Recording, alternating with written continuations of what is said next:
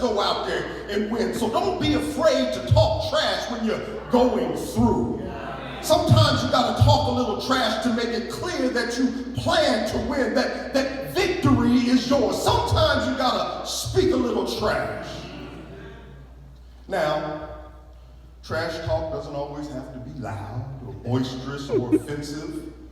Perfect example, Reverend Sam just lifted up is some bad Tennessee lawmakers who stood at the podium when they were being questioned about the validity of their actions, and they stood there very composed. That's right. That's right. And spoke truth to power, and called out the hypocrisy, and called out the injustice, and called out the lack of righteousness, and called out the racism, and called out the white supremacy with proper diction and eloquence and grace. But y'all know who was talking trash. They said, we see what you're doing and we're calling it out. What you are intending for evil, God is going to make for good. They were talking that trash. And in our own lives, sometimes we know that we are up against what seems to be an impenetrable foe. But sometimes we've just got to say that I am more than a conqueror through Christ who loved me. Sometimes we've got to encourage ourselves with our trash talk and say, I'm the head and not the tail. Sometimes we got to say, I can do all things. All things through Christ. Strengthens me. Oh, yes. Where is your victory? Oh, brain, where is your sting? And so here we have Jesus, who has been journeying towards Jerusalem with a ragtag group of teammates. Some of them high, some of them low.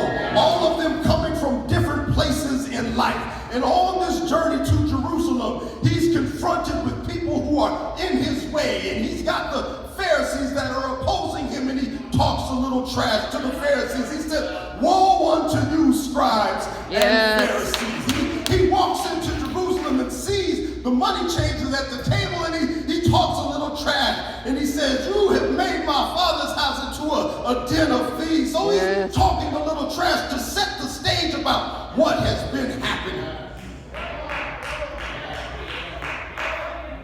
But we also know that Jesus needed to encourage himself. Yes. Because when he's like, Father, take this cup from me.